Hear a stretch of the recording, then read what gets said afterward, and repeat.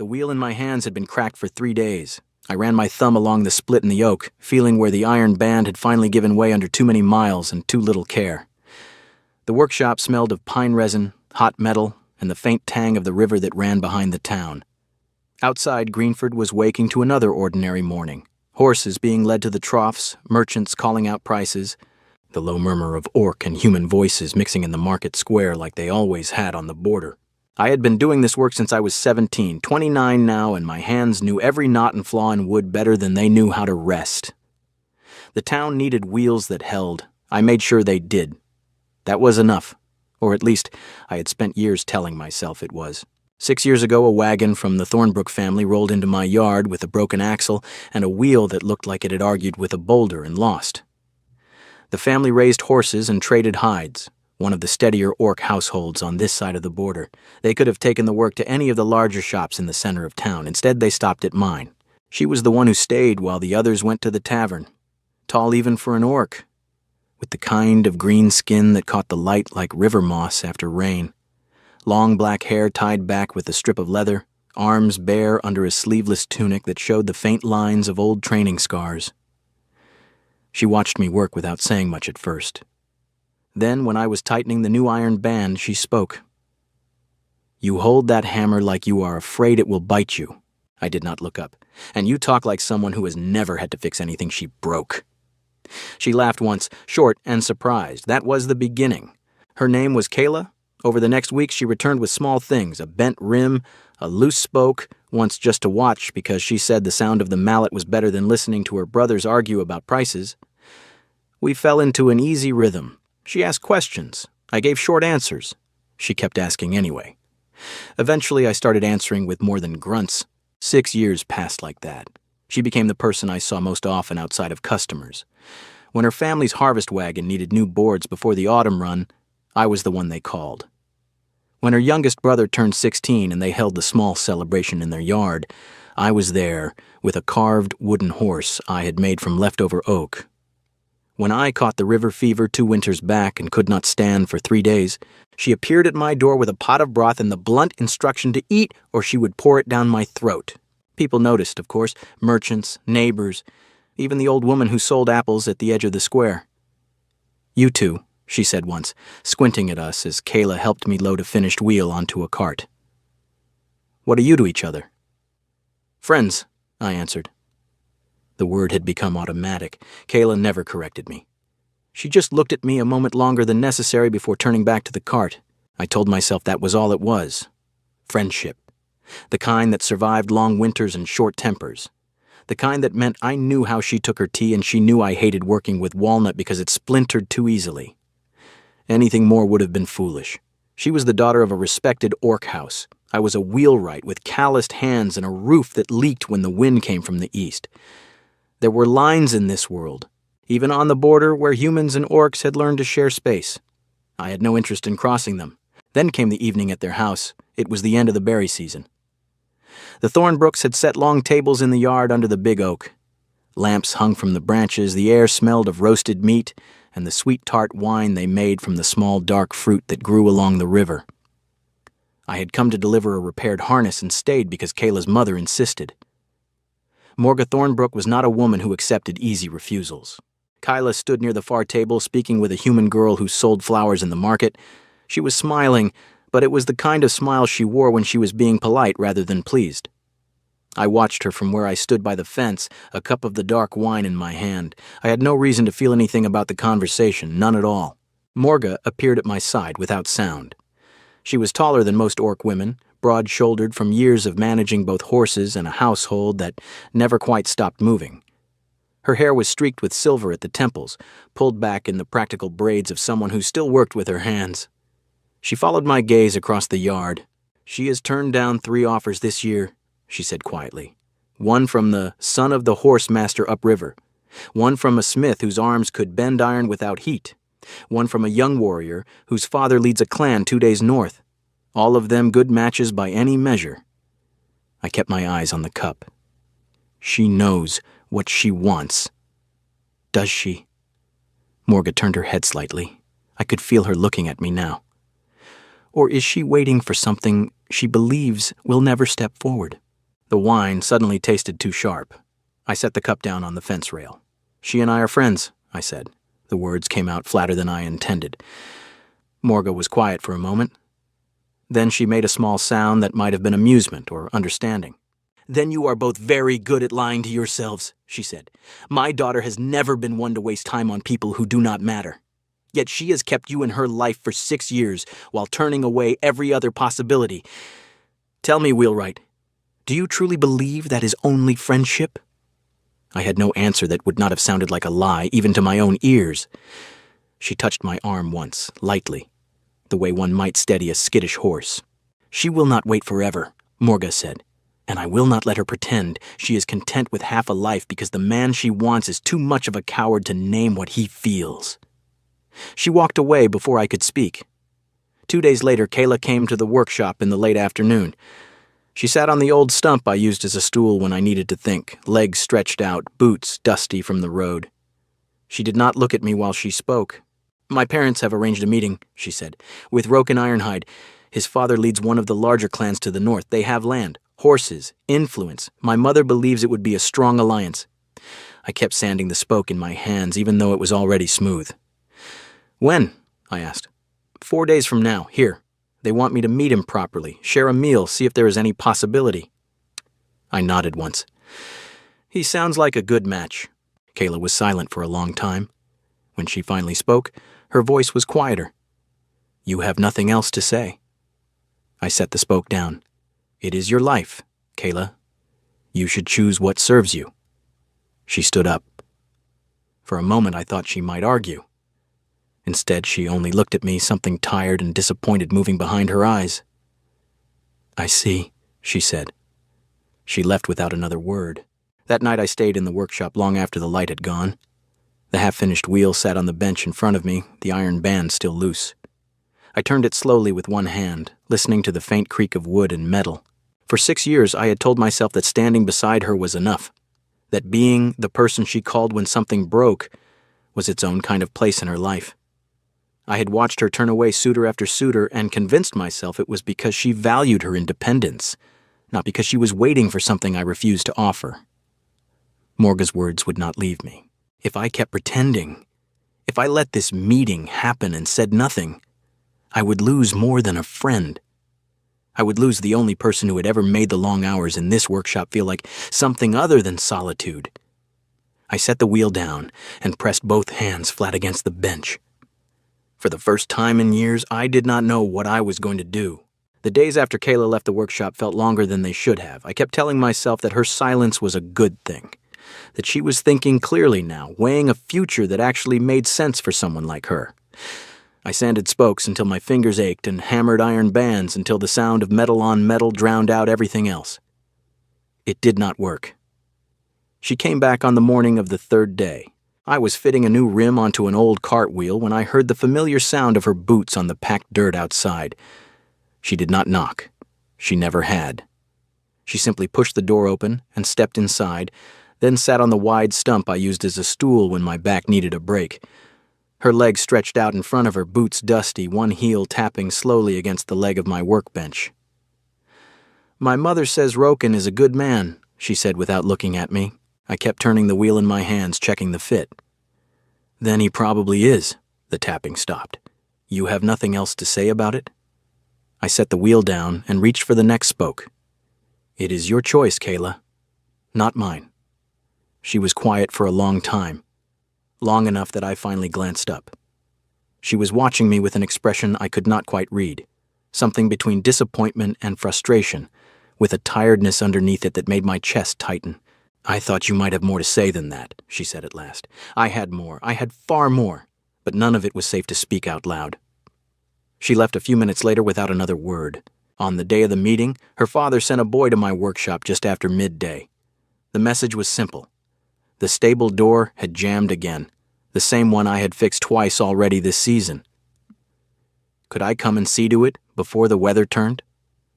I told myself it was just work, nothing more. I gathered my tools and walked the short distance to the Thornbrook house with my head down and my thoughts carefully blank. The yard was already busy when I arrived. Long tables had been set beneath the oak tree, platters of roasted meat, baskets of dark bread, and pitchers of the honey wine they favored for guests. I could hear voices from inside the main house. Her mother's low, steady tone, her father's deeper laugh, and a third voice I did not recognize. Rokin's, I assumed. It carried easily, confident, and unhurried. I went straight to the stable without announcing myself. The door was not badly jammed, but it was swollen from the recent rains and the hinges had worked loose. Easy work. Familiar. I focused on the creak of the wood and the solid weight of the hammer in my hand. From where I stood, I could see the back of the house through the open stable doors. The long table in the yard. Kyla sitting between her parents and the man across from her. Rokin was exactly what I had expected. Broad-shouldered, well-dressed in dark leather and fine wool with the kind of easy posture that came from never having to prove his worth to anyone. He smiled when he spoke. Kayla's mother smiled back. Even her father looked pleased in the quiet way he had when something met his standards. I turned back to the door and drove another nail in harder than necessary. Sometime later, I heard footsteps on the packed earth behind me. I did not need to look to know it was her. "Checking the horses," Kayla said when she reached the stable entrance. It was a thin excuse. We both knew it. I kept working. "They seem fine." She stepped inside and stood a few paces away, arms crossed. For a moment, neither of us spoke. Then she asked the question I had been dreading. "What do you think of him?" I straightened slowly, hammer still in my hand. "He seems suitable." "Suitable?" She repeated the word like she was tasting something bitter. "That is all you have to say?" I met her eyes. They were darker than usual, the kind of dark that came before a storm. "He has land. Standing. A future that matches what your family needs. That is more than suitable." Kayla's jaw tightened. "And what about what I need?" I had no answer for that. Not one I could give without breaking something between us that I was not ready to lose. She waited. When I said nothing, she gave a short, humorless laugh and turned to leave. "Kayla." She stopped but did not turn around. I swallowed. "He is not a bad choice." "No," she said quietly. "He is not. But neither are the others I have already turned away."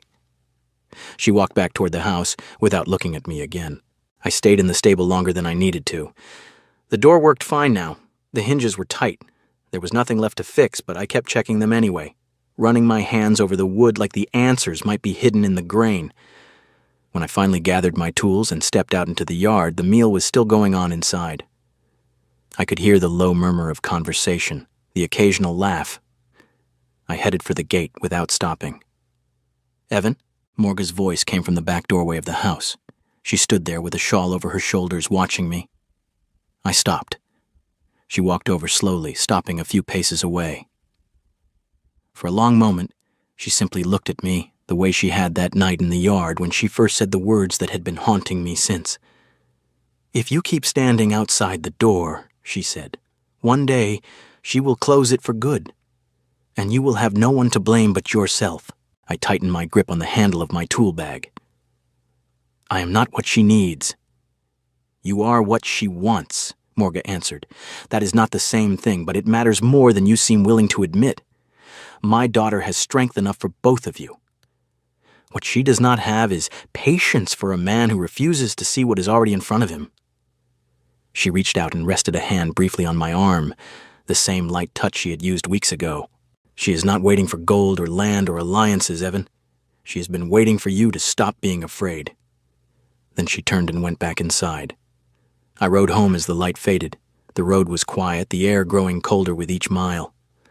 My horse's hooves sounded too loud against the packed earth. Every step seemed to echo Morga's words. I had spent 6 years telling myself that being near Kayla was enough. That friendship was safer than wanting more, that keeping my distance protected us both. But the truth was simpler and uglier. I had been a coward. I had hidden behind the word friend because it let me stay close without ever risking the loss of her. And now, if I did nothing, I would lose her anyway. By the time I reached the workshop, the stars were out. I lit the lamp and sat on the old stump where she had sat only days before. The half-finished wheel still waited on the bench. I stared at it without really seeing it. For the first time in years, the silence in the workshop felt heavier than the work itself. The days that followed were quiet in a way that felt wrong. I told myself the distance was necessary. If I stayed away, Kyla would have space to consider what her family wanted for her. If I kept my head down and my hands busy, the ache in my chest might eventually quiet. So I sent my apprentice to handle any work that came from the Thornbrook house. When a message arrived asking for a wheel repair, I claimed I was behind on other orders and could not come myself. It was a lie, and I knew it. She did not come to the workshop for 3 days. On the 4th afternoon, the door slammed open hard enough to rattle the tools on the wall. Kayla stood in the frame, shoulders squared, eyes darker than I had ever seen them. She held a broken horseshoe in one hand. She crossed the floor in 3 strides and dropped it onto my workbench with a sharp metallic crack. "Have you avoided me long enough yet?" she asked. I kept my eyes on the spoke I was shaping. "I have been working. Do not lie to me. You sent your boy when I called for you. You have not come to the house. You have not even walked past our gate." She planted both hands on the bench. "Look at me." I set the spoke down but did not raise my head. "Why?" she asked. Her voice was low, tight. "Why are you doing this?" "Because it is better this way." "Better for whom?" I finally met her eyes. "For you." Kayla gave a short, bitter laugh. "You decided that without asking me. Again." She straightened, arms crossed over her chest. For a moment she simply looked at me, and I saw the hurt beneath the anger. "I have turned away every offer my parents brought," she said. "Every son of every respectable house, every warrior with land and name. I told myself I was being careful, that I was waiting for the right match. But that was not the truth." She stepped closer. "The truth is, I have been waiting for you to stop hiding behind the word friend, and you have done nothing but run further away." I stood up. The bench was between us, but it felt too small. "What do you want me to say, Kayla?" "I want you to say what you feel," she answered. "I want you to stop pretending this is only friendship when we both know it has not been for a long time. I want you to tell me why you stood in my yard and let my mother arrange a meeting with another man instead of saying one honest word." My hands curled into fists at my sides. "Because I am afraid," I said. The words came out rough, like they had been dragged from somewhere deep. Kyla went still. "I am a wheelwright," I continued. "I have a small shop, a leaking roof, and hands that will always smell of pine and iron. Your family has standing. They have alliances to protect. They need someone who can bring more than calluses and a cart full of finished wheels. Roken can give you that. I cannot." She stared at me as if she had never seen me before. "So you decided for me," she said quietly. "You decided I should settle for someone else, because you were too much of a coward to stand in front of my father and say what you wanted." "I decided not to ruin the only good thing I have," I answered. "If I spoke, and you chose him anyway, I would lose even the right to stand beside you. At least, as your friend, I could still be near you." Kyla's eyes shone with something between anger and grief. "You already chose to lose me," she said. "You just did it slowly, one day at a time, by saying nothing." She reached into her pocket and pulled out a small folded cloth. She placed it on the bench between us. It was the handkerchief she had embroidered with the Thornbrook crest years ago, the one she had given me after I recovered from the river fever. "Roken will return tomorrow," she said. "My parents expect an answer. If you have nothing to say to me before then, I will give him the answer they want. And I will spend the rest of my life trying to forget that I waited 6 years for a man who was too afraid to reach for what he wanted." She turned to leave. "Kayla." She stopped at the door but did not look back. "If I lose you," I said, "I lose everything that has made these years worth living." She was quiet for a long moment. "Then stop being a coward," she answered, "or stop pretending you ever had the right to stand in my life at all." The door closed behind her. That night I did not go home. I stayed in the workshop with only the lamp burning. The broken horseshoe still lay on the bench where she had left it. I picked it up, turned it over in my hands, and set it down again. I could not sleep. Near midnight I heard the soft knock on the door. When I opened it, Morga stood outside, a shawl wrapped around her shoulders against the cold. She did not ask to come in. She simply stepped past me and placed something on the workbench. It was the same handkerchief Kayla had left earlier. "She cried after she came home," Morga said. Her voice was calm, but there was steel beneath it. "Not where anyone could see. Only in her room. She has never done that over any of the others." I said nothing. Morga looked around the workshop at the half-finished wheels, at the tools I had not put away. "My daughter is strong," she continued. "She can carry disappointment. She can carry duty. But she should not have to carry both alone while the man she loves refuses to lift even a small part of the weight." She touched the handkerchief once with her fingers. "You have already hurt her," Morga said. "That damage is done. The only question left is whether you will try to mend it." She left without waiting for an answer. I stood in the quiet for a long time after she was gone. Then I went to the back of the workshop and took the best piece of oak I had saved for something important. I cut it carefully, planed it smooth, and shaped it into a small box no larger than my palm. The work was slow. I wanted every edge true. When the box was finished, I opened the small chest I kept beneath the bench. Inside, wrapped in oiled cloth, was a simple silver ring I had bought years ago from a traveling merchant. I had told myself it was only a good piece of silver, nothing more. I had been lying even then. I placed the ring inside the box and closed the lid. Outside, the night was cold and clear. I sat on the old stump with the box in my hands and watched the lamp flame flicker against the wall. Tomorrow, Roken would come for his answer, and I would have to decide whether I was finally willing to stop being afraid. The morning came gray and cold. I had not slept.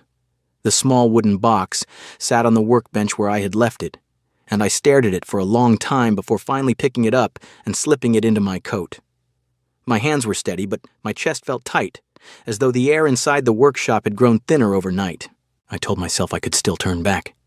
I could stay here, finish the wheel I had started yesterday, and let the day pass like any other. Kayla would give her answer to Roken. Life would continue. But the thought of her sitting across from him, forcing herself to choose a future that did not include me, made something inside me go very still. I closed the workshop door behind me and started walking. By the time I reached the Thornbrook house, the yard was already prepared for the second meeting. The long table had been set again. Fresh bread, roasted meat, and pitchers of wine waited under the oak. Roken and his father were already seated. Kyla sat between her parents, wearing the deep red dress she only brought out for important occasions. Her back was straight, her face composed, but I could see the tension in her shoulders even from the gate. Her father noticed me first. "Evan," he said, surprise clear in his voice. "We did not call for any work today." I stopped a few paces inside the yard. Every eye turned toward me. Roken's expression shifted from polite interest to something cooler. Kyla's mother watched me without speaking. "I know," I said. My voice came out quieter than I intended, so I cleared my throat and tried again. "There is something I should have said a long time ago. I came to say it now." No one moved. I looked at Kayla. She was staring at me, eyes wide as if she could not quite believe I was standing there. I held her gaze and stepped closer to the table. "I thought if I stayed silent, it would be easier for everyone," I said. I told myself that keeping my distance would give her room to choose what was best for her family, that my place was to stand aside and let better men step forward. I paused. That was a lie I told myself because I was afraid. The yard had gone completely quiet. "I am afraid," I continued, forcing the words out. "I have been afraid for 6 years, afraid that if I spoke, I would lose the only person who has ever made this town feel like more than a place to work and sleep. Afraid that I had nothing worth offering, beside calloused hands and a shop that smells of sawdust." I reached into my coat and took out the small wooden box. I opened it and placed it on the table in front of Kayla. Inside lay the simple silver ring. "Kayla," I said, and my voice steadied. "You are the reason I stopped dreading the sound of the door opening in the morning. You are the person I think of when the work feels too long and the nights feel too quiet. You are not only my friend, you have not been only my friend for a very long time." I looked at her directly. "I love you. I have loved you for years. I was too much of a coward to say it until I realized that staying silent would cost me the only thing that has ever truly mattered."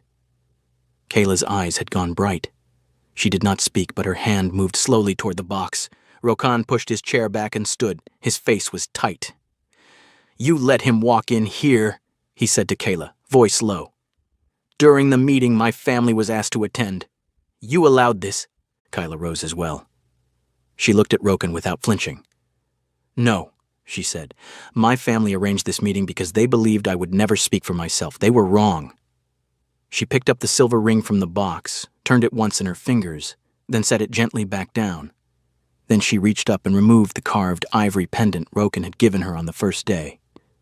She placed it on the table between them. "I cannot accept a future with a good man when my heart already belongs to someone else," she said quietly. "It would not be fair to either of us." Rokan stared at the pendant for a long moment. Then he gave a short, humorless laugh and shook his head.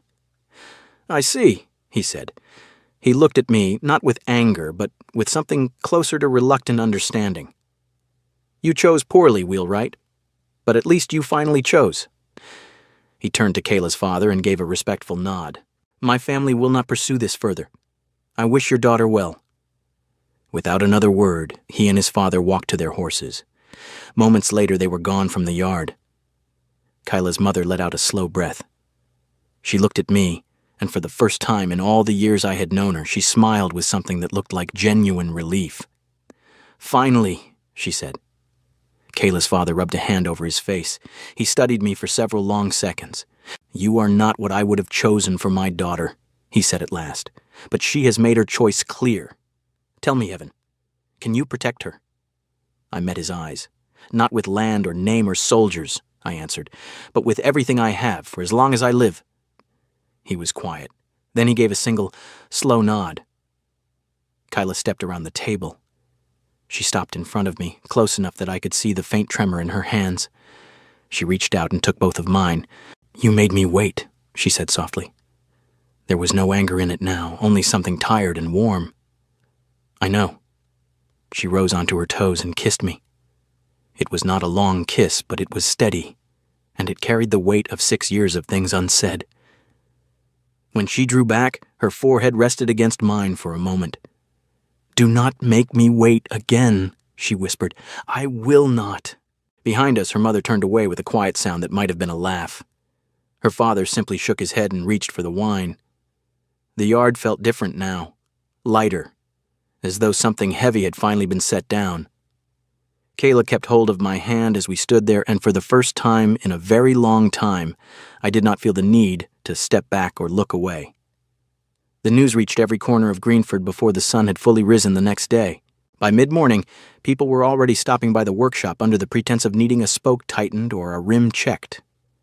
They came with questions disguised as small talk. Some offered careful congratulations. Others simply stared at me as though they were seeing a different man than the one who had spent years keeping his head down and his hands busy. I answered what needed answering and let the rest pass without comment.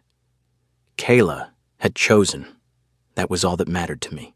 Her father did not make things easy, and I had not expected him to. 2 days after Rokan left, he sent word that every wagon and cart belonging to the Thornbrook family needed to be gone over before the spring trading runs began. It was not a small task. There were 8 vehicles in total, and most of them had been running hard through the winter. He did not say it was a test, but we both understood what it was. I spent the next 3 weeks at their yard more often than I was at my own workshop. Kayla brought me water and bread without being asked. Sometimes she sat on an overturned bucket nearby while I worked, the way she used to years ago.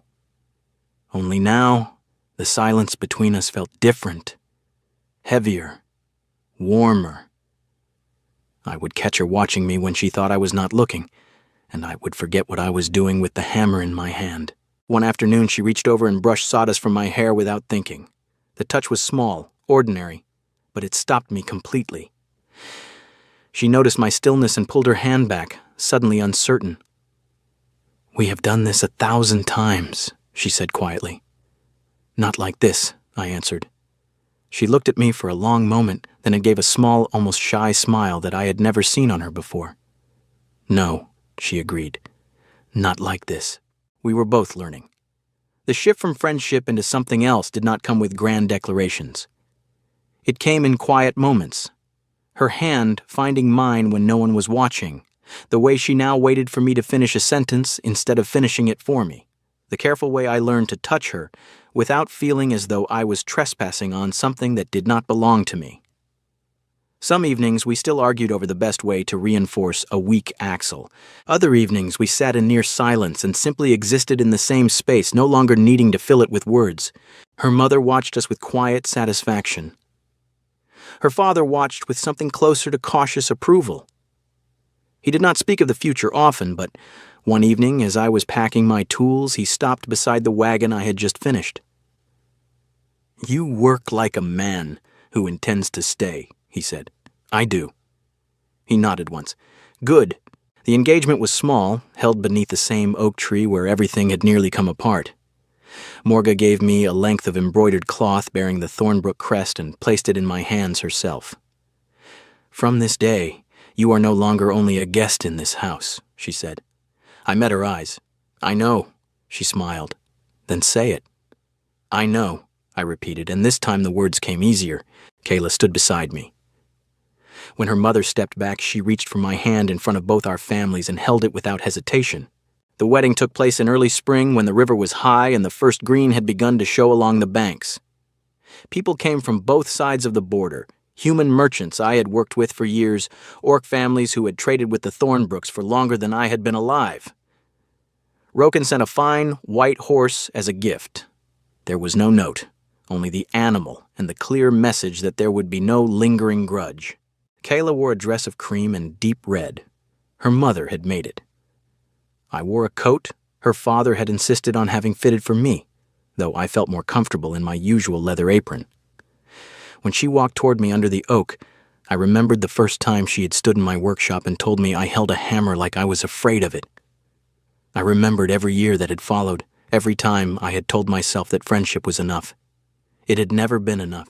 Now she stood in front of me, and when she took my hands, her grip was steady. I had spent 6 years believing I was only the man who fixed what broke in her life, the one who was always nearby but never truly part of it. I had watched her turn away every offer that came her way and convinced myself it was because she valued her freedom. The truth had been simpler and far more terrifying. She had been waiting for me, and I had almost let her wait too long. As we stood together beneath the tree with both our peoples watching, I understood something I had not been ready to accept before. Love had not arrived with sudden certainty. It had grown slowly in the space between shared meals and broken wheels and quiet evenings when neither of us had needed to speak. It had survived my fear and her patience. I had been a coward for a long time, but I was no longer standing at the edge of her life, pretending that was all I deserved. From this day forward, I would stand beside her, and I would never again mistake silence for safety.